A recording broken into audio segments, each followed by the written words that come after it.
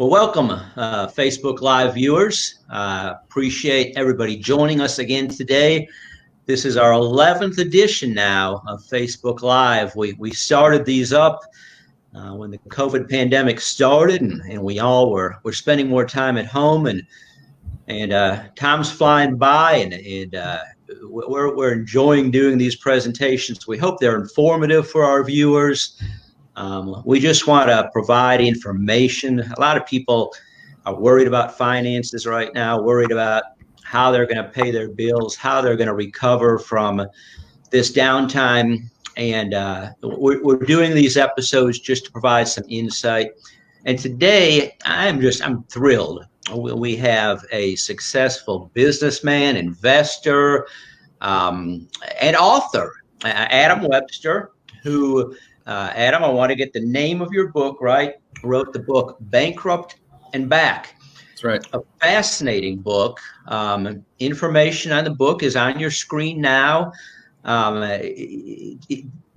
We have worked, Adam, for the last 30 plus years, helping people obtain a fresh start through bankruptcy.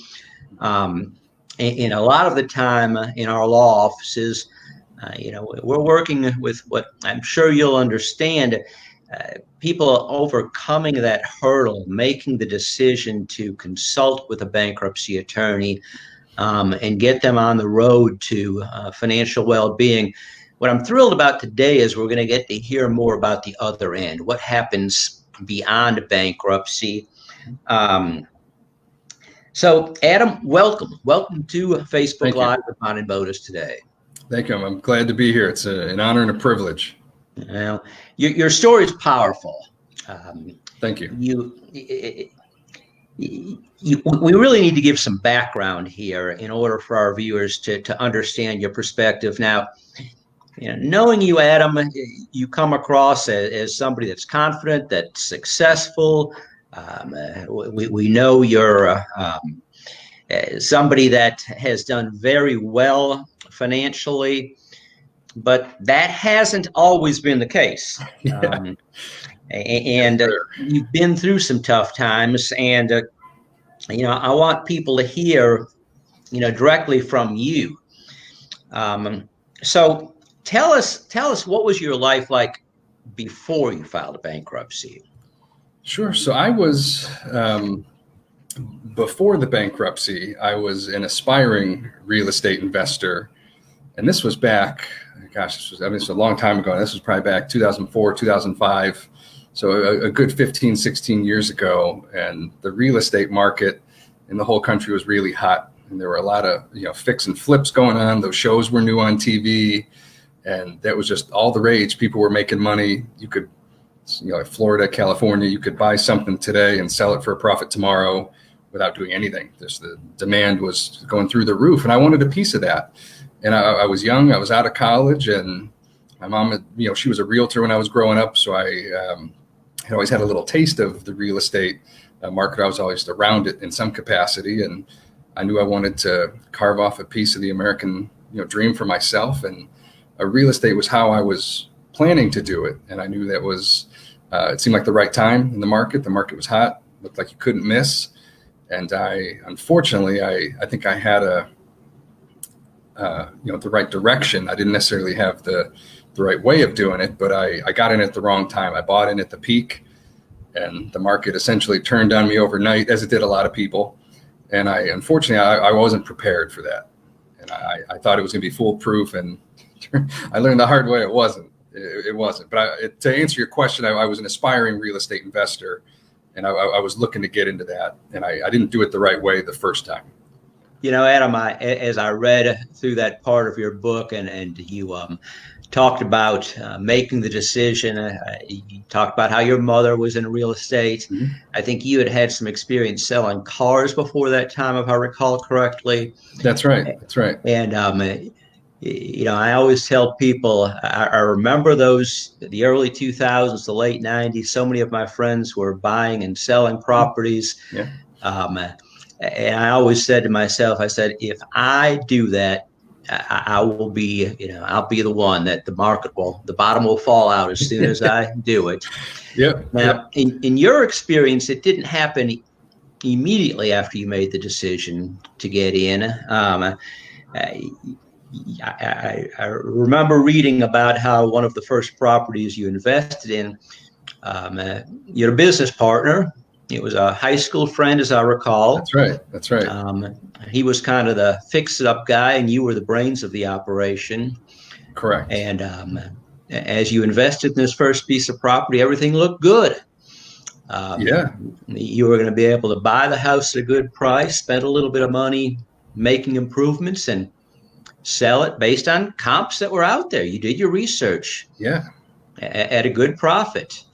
And then things didn't work out. Correct. And you talk about falling down. I'm looking at my notes here. You talked about the concept of a downfall. Yeah. And for a lot of people, right now that are coming to see me, and I know, unfortunately, will need to come to see me over the next few months, feeling hitting rock bottom there, it's tough. It really is. It's a heavy weight. But bankruptcy, for a lot of people, a lot of successful people, celebrities, famous businessmen, authors like yourself, have been able to use that rock bottom moment to turn things around and become successful. Tell me, how do you define, at this point in your life, failure and success? What do those words mean to you? Sure. I'm really glad you asked that question. That's something that over the years, it's kind of evolved for me, those answers, but I have a very clear understanding of it.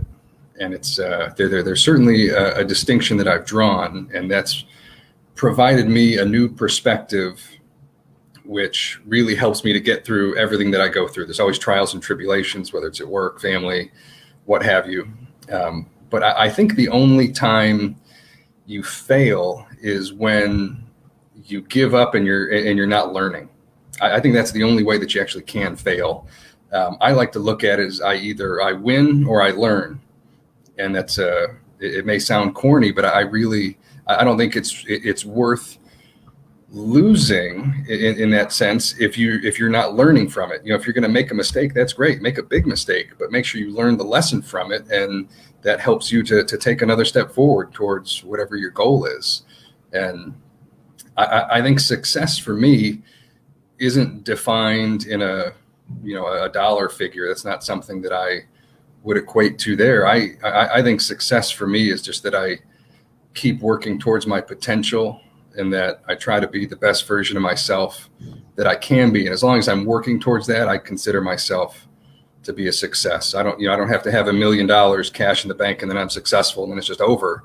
That's not it for me. I want to just keep working to be the best version of myself that I can, and help my kids be the best that they can be, and help as many other people along the way. And as long as I'm working towards it every day, I consider myself successful.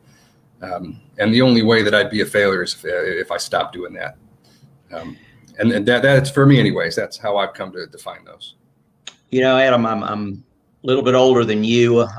In reading through, you talked about your mother being in real estate and how you wanted to kind of emulate her. I now have older children, and I think success is when your children do kind of want to follow in your footsteps, learn from you.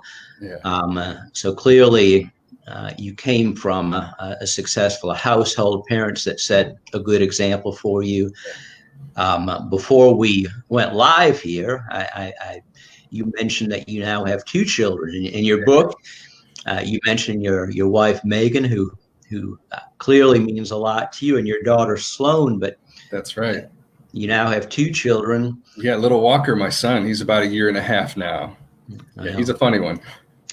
Yeah, those are fun times, but really brings everything home. You talk about when you talked about the words failure and success. you really put things in perspective. So often when we're very young and just getting started, everything is about money. Right. But there's so much more to life. On the other hand, when you're happy and when you look at things in a proper perspective, it's that success, that financial success, seems to come along. I think people that do good and focus on the right things, which you clearly are doing now, success follows. A point I want to make about failure and success, just to add on to what you said, learn from your failures. The bankruptcy laws exist for an important reason. An entrepreneurial type society, a free enterprise type society like we have in our country simply wouldn't work if the safety net of bankruptcy wasn't there.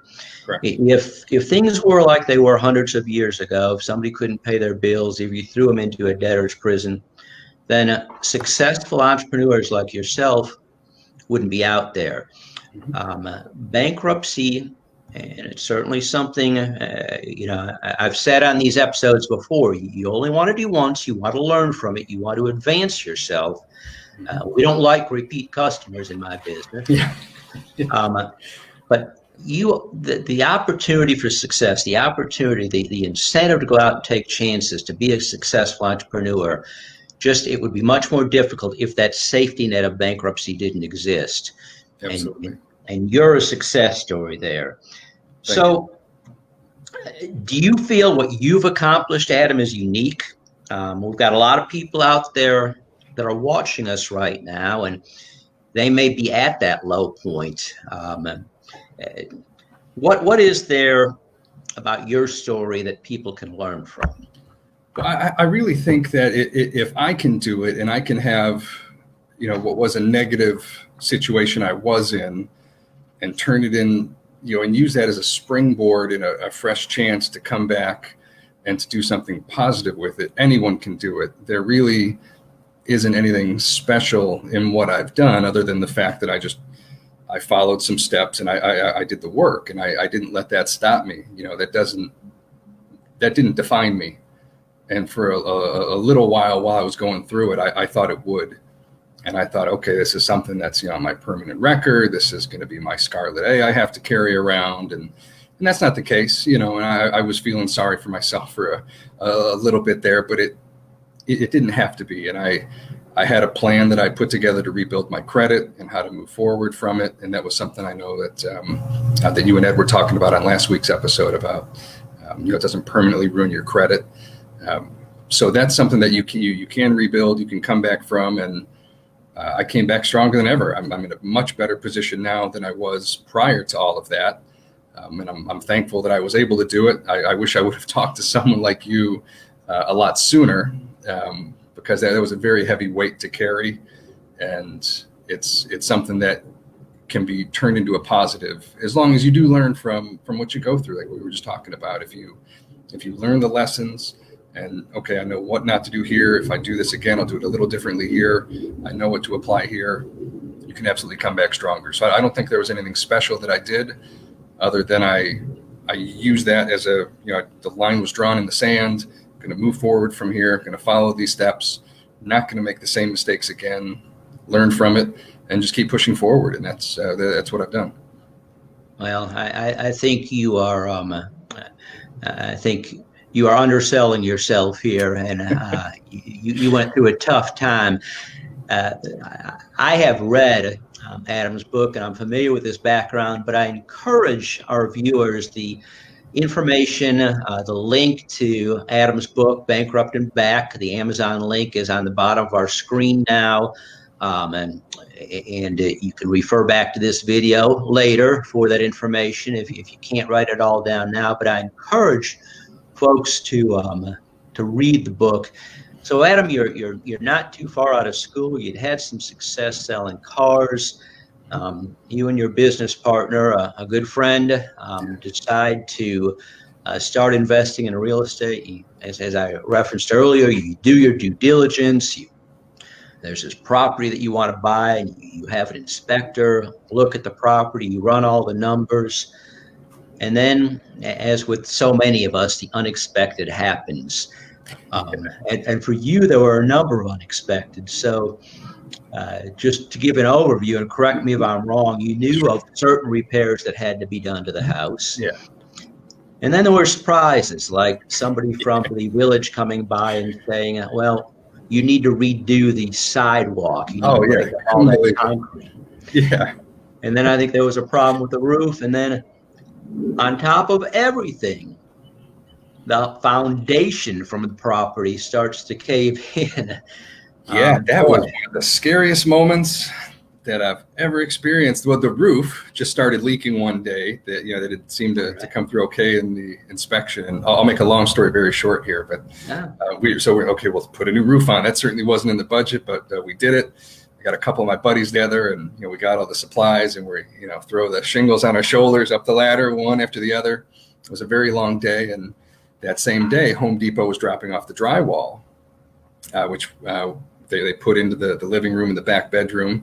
And we went back up to the roof, and a couple hours later, we came down, we walked inside. My heart skipped about a couple of beats, and white as a ghost, and the floor was sinking like a couple of inches. Could have put a swimming pool in the living room, just the weight of the drywall. Turns out the joists under the house were soft from water damage. They looked okay when you put a little extra weight on them. That started to sink, and we knew we were in big trouble at that moment. That was very scary. Yeah, you talk in the book about your partner, your friend, crawling under the house and seeing these joists sagging, and that just had to be a low moment. So, yeah, you made the decision to seek bankruptcy protection and rebuild your life. Mm-hmm. Did you have doubts during that time?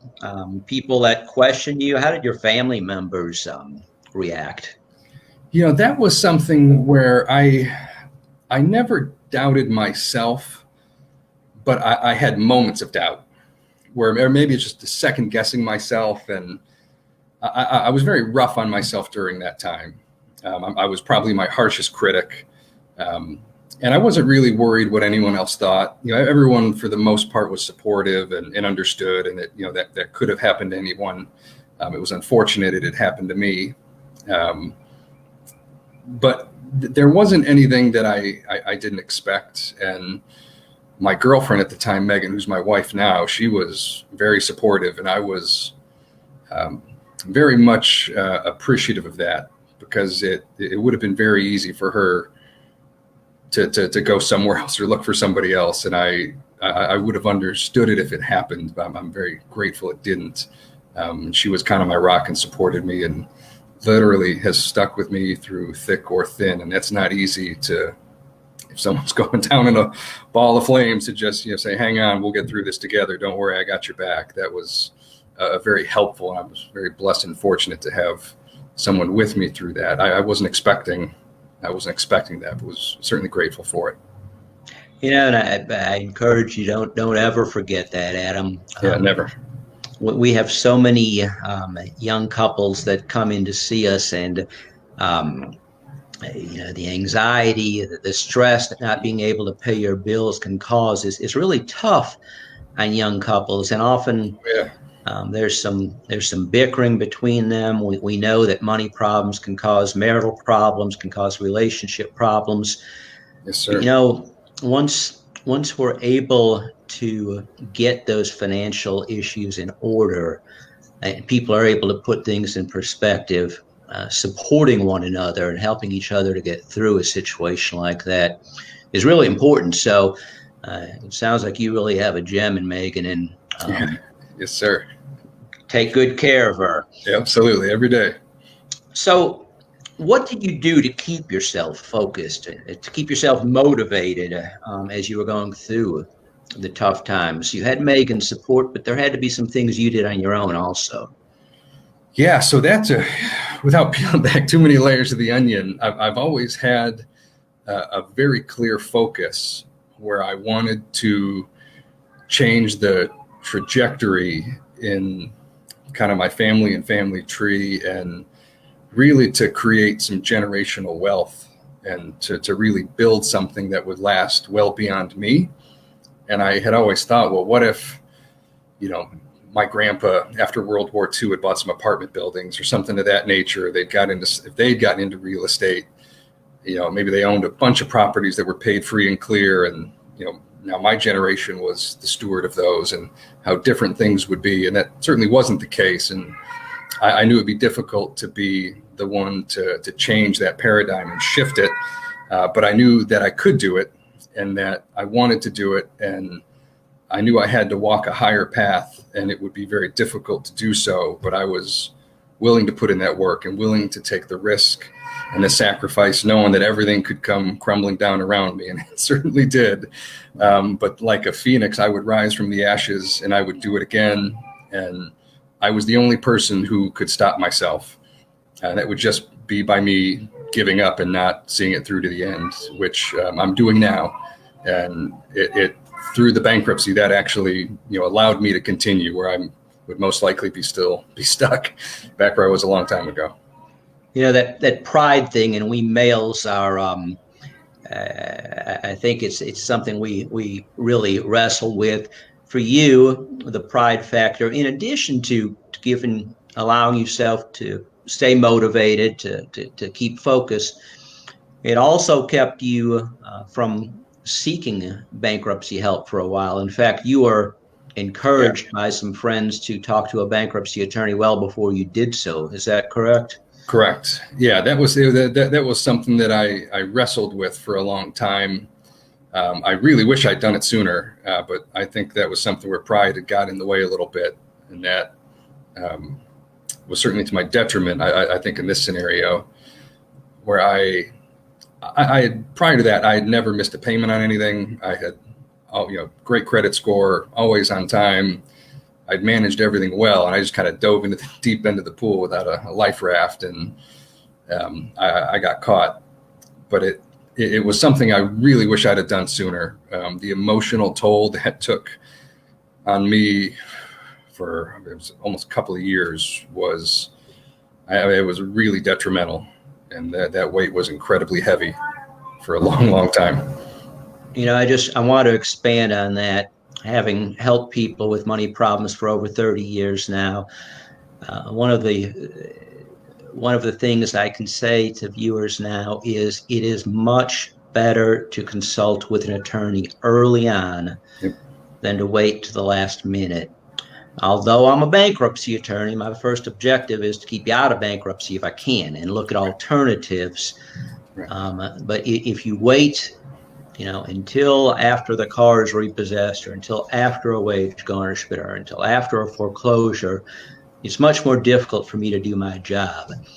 So consult with a bankruptcy attorney early on. Absolutely. That was a key mistake I had made. And even if I didn't want to go any further in the process, if I would have consulted somebody, that would have been a very, very smart thing for me to do. So if anyone's out there is in a similar situation and you're on the fence about it, or you're not sure, or maybe you've thought about it but just never took the step, pick up the phone, call the number right there on the screen, call somebody, talk to somebody, at least get a consultation. It can be life-changing. It really can.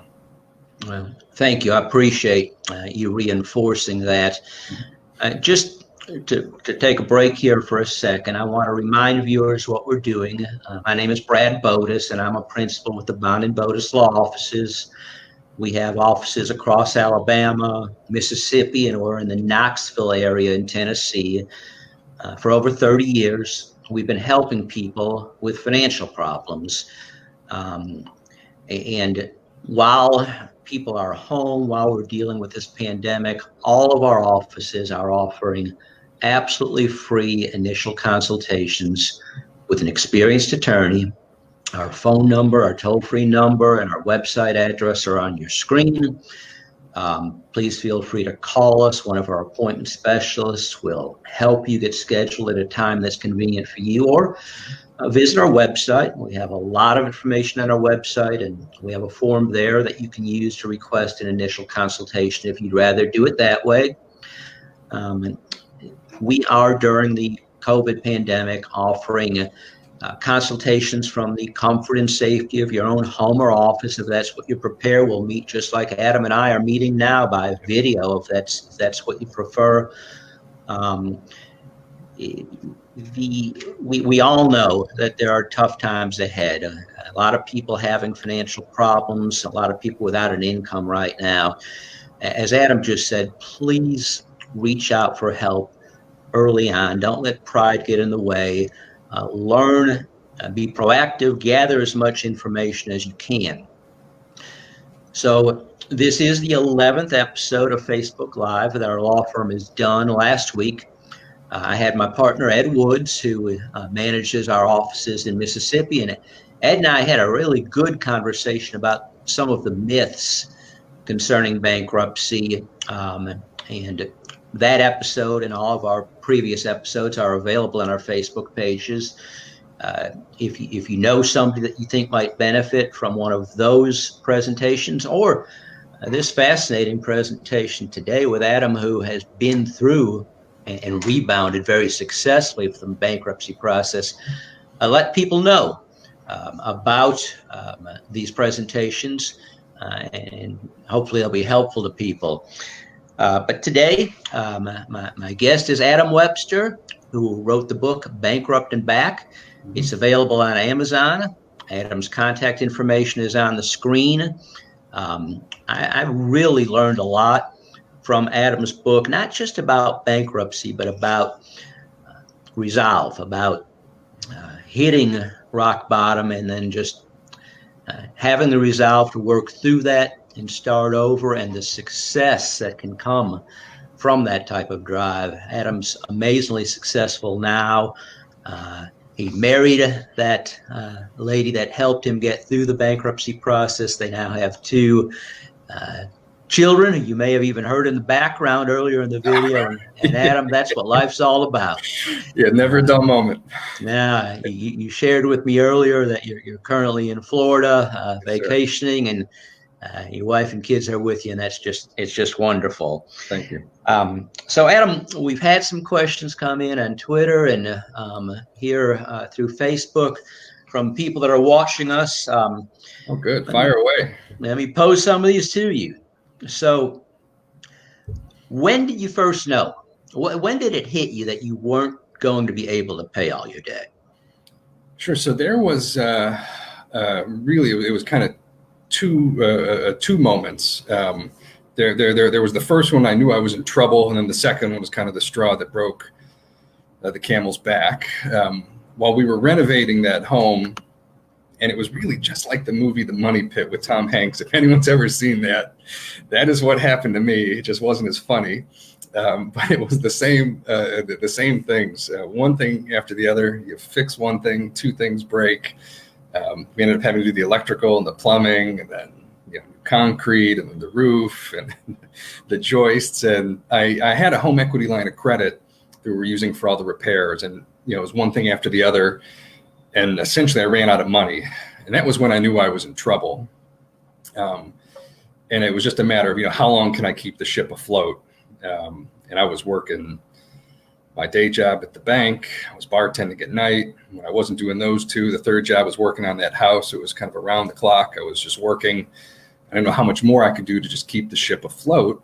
And I thought if I could just keep buying more time, I could just keep chipping away. But I knew I was in real trouble when the market had crashed. The house next door to us had sold.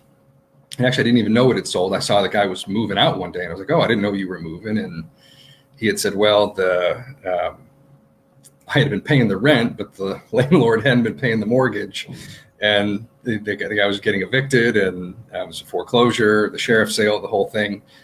And that house sold, I think, for $32,500 at the sheriff's sale, and I was into mine for well over $100, and wasn't even anywhere near done fixing it. And I was like, "Oh man, this is, even if I can find a way to get the money and to see it through to the end," which I had no way to do that. I'd never get even close to my money back, or if I sold the home, I'd have to come up with that difference. And it was that was when I knew it had really gone from bad to worse. And I was living with a friend of mine, so I was paying utility bills on 2 places, and the property taxes kept coming due, the mortgage payments, and it was just slowly eroding away, and it was a slow, painful process. But that moment when I saw the neighbor moving out, I knew I was toast. I mean, that was really, it was a piece of humble pie I didn't want to eat, and I was force-fed it. But that was the moment I knew it was. And I had, like we talked about earlier, I had a couple of my buddies that had told me, you should talk to someone in bankruptcy. And I just kept saying, no, I'll figure it out. I'll fight through it. I got this. I'll find a way. And I think I was lying to myself a little bit. I was hoping that I would catch a break. And I wish I would have called somebody sooner. But when I saw the neighbor moving out, I knew it wasn't going to get better. It was going to get a lot worse. Yeah, that's a tough time. Yeah. Now, with this next question, and I know this is a fear that a lot of people considering bankruptcy have, you had the support of your future wife, but you had a business partner. There were other people relying on you. Did anyone turn their back on you? Anyone that you expected to be by your side that wasn't there for you? That's actually a very good question, and fortunately for me, it was really just the opposite, where I thought no one would understand.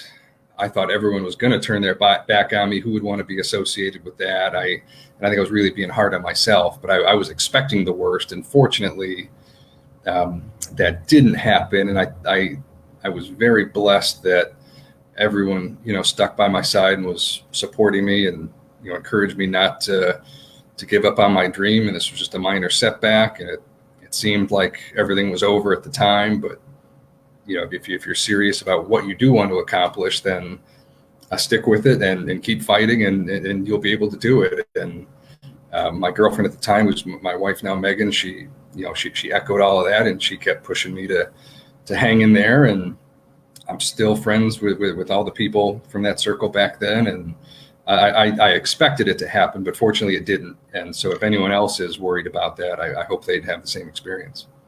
Well, I could tell you, and I do want to reinforce for people watching, that is a big concern. A lot of people think that they're going to let folks down, that they'll be rejected by friends or loved ones. And it's just the opposite, because while you're working up to that point, you were working 2 jobs, you were trying to rebuild a property, you had a lot of stress on you, a lot of anxiety. You probably weren't the most friendly person to be around all the time, frankly. Yeah. But Yeah. when you accepted the fact that you needed to start over and you sought bankruptcy protection, my guess is what happened to you is what happens to a lot of the people we help, is that weight comes off your shoulders and you just become a different person. Yeah, it's hard to, unless you've had that or something similar happen. I think it's hard to articulate it, but it was just an incredible weight. And it's probably similar if you're a business owner and maybe you're just starting your business and you're nervous it might not work out, and you just, those nights where you can't sleep. That's maybe the only thing I could liken it to. But it is a heavy burden, and the good news is you don't have to do it alone, and there is help and there are resources. And I sound like a broken record, but I really wish I would have listened to my friends who'd encouraged me to explore some of those options sooner, even if I didn't pursue it past that, even if I would just got some information so I could be making an informed decision. I think and maybe a bit of it was I didn't understand the process, where I thought if you made the phone call, then that, it was happening, and then that was just it. Right. But just getting a consultation can make a world of difference, maybe help you understand what happens if I do this, what happens if I do that. That way you can have all the information to make an educated decision. And just knowing that will give you a lot of peace of mind. And then knowing you have someone in your corner who can help you is priceless, really is. I should add, those that have watched several of these presentations know that there are different types of bankruptcy. Although I didn't represent Adam, or our offices didn't represent Adam, you went through a Chapter 7 bankruptcy, which is a relatively short process. The entire process is normally about 4 months long, from start to discharge, and you're able to get back on with your life. Something Adam just said is just so important. When you reach out for help, it doesn't mean you've made a commitment to file bankruptcy, but knowing your options just gives you a better opportunity to make decisions moving forward. Right. Adam, as you got your discharge, what was the first thing you did to start rebuilding your credit? Very good question. That was something that I knew was going to be important for me, because credit is something that can be very, very powerful, and they really don't teach it in schools, and that's something that's a real shame. It's probably a conversation for another time. But I went and got a secure credit card. Actually, I got 2 of them, and that was something that helped me to reestablish my credit, and that is something that is very easy to get approved for. And when you're rebuilding your credit, when they're calculating your score, they look at things like your credit utilization ratio, which how much of your available credit you're using. So you don't have to have a lot of available credit to have good credit. So if you have a $300 credit card and you keep your balance under $100, that's ideal. And if you can do that with a couple of cards, and keep those payments on time, you'd be really surprised how quick you can reestablish your credit. It's easier than you think. It really is. And that was a great course to take, the secured credit card. We recommended that quite a bit at around the time you were coming out of bankruptcy. Yeah. For our viewers, even that, the secured credit card is not necessarily something that you would need to consider coming out of bankruptcy today. It's amazing. Today, within days after you get your bankruptcy discharge, you'll start getting pre-approved unsecured credit card offers. Now they're going to be low balance. They're going to be a higher interest rate, but you can use those, as Adam says, to start rebuilding. And use those cards. Don't use them the way you used to. Don't pile up balances and just pay interest. Pay them off each month and demonstrate to potential creditors that you have learned from your mistake. That the important point Adam made at the beginning of this presentation: learn from the mistake you made and start rebuilding credit responsibly. Adam, our clients today get not only pre-approved credit cards after discharge, but they start getting letters from car dealerships that want to finance automobiles. Plenty of opportunities now. Yeah, a lot easier now. I had fewer options at the time, but it was a long time ago. But in this day and age, if you're considering it and you go through that process at the end of it, it's actually a lot easier now. So don't be discouraged or think that you can't come through stronger on the other end. There's plenty of resources. Things will actually just show up at your door now. And it will, if you're willing to have the discipline to go through that, you can do it, and you'll come back stronger than ever, and very, very quickly. Probably surprise yourself. Adam, we've published it on the bottom of our screen here a couple of times, but tell people a little bit more about your book, how it came about, and where people can get a copy of it. Sure. Yeah. The book is Bankrupt Back by Adam Webster. It was written by myself, and you can get it right on Amazon. It was something that I knew I had a story to tell, and it actually started as a challenge a little while back. A mentor of mine was saying that everyone has a story to tell, and he said that you should write a book. And I thought, like, I do have a good story to tell. And actually, I did go through some trials and tribulations, and I think I could inspire and help some people. So it took longer than I would have liked, but I did write it. I had it edited. We published it, and it's had great reviews. I think it's very well written. It's not anything that's terribly long or difficult to read. but it is certainly a story of inspiration, and it has some details on what I went through, how I went through it, but more importantly, the lessons that I learned. And if you can learn from some of my mistakes, please do. And if it's something that you're considering going through bankruptcy now, or maybe you hadn't considered it, but you should be considering it, just know that you can come back stronger on the other side, and things do get better. And with a consultation from a qualified attorney, it can be life-changing. And I wish I would have done it sooner. But if you'd like to hear more about my story, please check out the book. There's a digital copy, paperback, and actually next week there'll be an audiobook version available as well. It's just getting uploaded now. I saw that. I'm a big audiobook guy. Me too. Me too. I'm going to go through it again. I want to just share, often books like this are a little bit dry. You think you're going to get a lot of numbers. It's really a great story. You talk about your background, about your upbringing, about making the decision to go into business with a friend, and your concern that you were going to be letting this business partner down, that you had this great relationship with a young lady that would become your wife. You didn't want to let her down, but the opposite was true. She encouraged you. Your friends actually encouraged you to consider bankruptcy, and you've rebounded so successfully, Adam.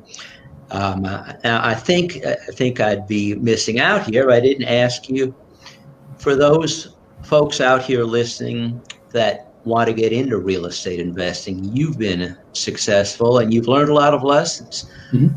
What advice can you give to somebody that may want to get into real estate investing at this point? That's a very good question. I would encourage anyone who's considering it, whether it's, you're buying and selling real estate, your rental properties, fix and flips, apartments or just new construction and development, whatever area you want to be in, I would encourage you to find a mentor or someone who's already doing what you're looking to do, and find a way to partner with them, or have someone you can team up with, someone who has maybe a complementary skill set. My partners now, we're not all good at the same things. But between us all, when we work together, we're able to achieve some extraordinary results, where before I had help, but we were both rookies. And so it was nice to not do it alone, but it would have been even better to have someone who knew what they were doing to do that with me. So if you're looking to get into real estate in whatever form or fashion, see if you can find someone to mentor you or to partner with who already has some experience. They'll help you to avoid a lot of those mistakes. And I wish I would have done that as well. That would have saved me a lot of hassle, but that was the cost of my education. But there's certainly an easier way. So if you can find someone who's already doing it and you can learn from them, that would save you a lot of time and trouble. Yeah, it's easier to learn from somebody else's mistakes than your own sometimes. Yeah, right. Yeah. The advice you just gave is so important, not only for your experience with real estate investing, but really I tell young people anything. If you want to become a bankruptcy lawyer, it's important to find somebody you can mentor yourself after, learn from. And if you're considering bankruptcy, if you're looking for advice, find somebody that has experience, find somebody that knows how the bankruptcy system works. My concern, you got into trouble as the economy declined back before 2008, 2009.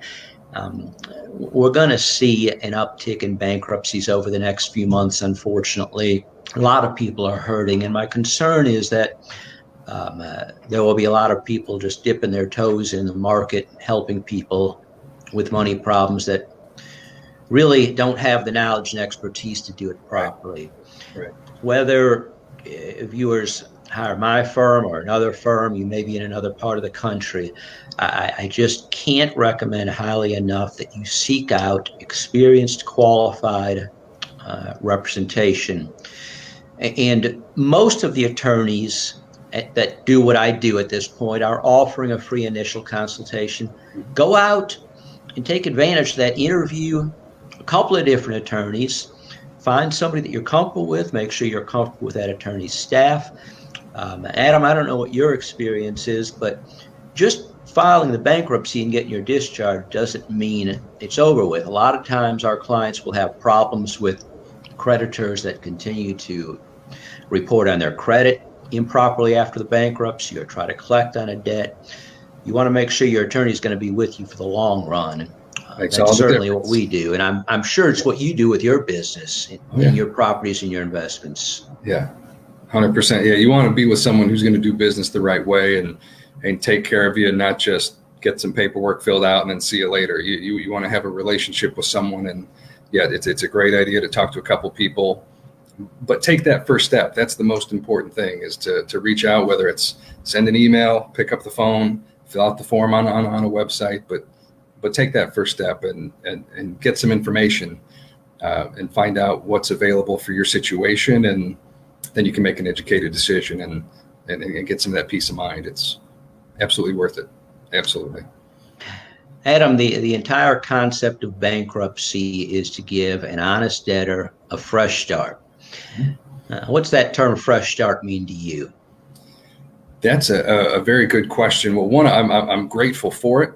And that just allowed me to continue fighting for the American dream. And as we kind of touched on earlier, I had a very clear goal. I wanted to be in real estate. I wanted to help a lot of people. And I wanted to create enough so I could help even more people and share that information, because I'm a big believer in that knowledge isn't complete until it's passed on. So I wanted to get as much knowledge and experience as I could so I could help others to repeat that and avoid all the mistakes that I've made along the way. So when I got stuck, I was really stuck. And then I knew, okay, if I can't help myself, I can't help more people. And if I can't grow, I can't help other people grow. So I was literally stuck in the mud with no way out. And so the bankruptcy did give me a fresh start and has allowed me to now continue on my path. I learned from those mistakes. And now I'm able to help myself and a lot of other people, and it's only going to get better from here. Well, Adam, your story is compelling. Thank you. It's motivational. I appreciate you taking the time to write your book. I hope it does very well. I really appreciate you joining us today. It's my pleasure. Thank you. I want our viewers to know that although Adam's story is compelling and he's been tremendously successful following bankruptcy, it's not at all unique. I can tell you that many, many, many people have been extremely successful following bankruptcy. Bankruptcy should never be your first choice. I would hope that all of us do as Adam did. And although I wish you would have reached out a little bit earlier for help, but I hope all of us have that attitude. I want to do everything I can to make it.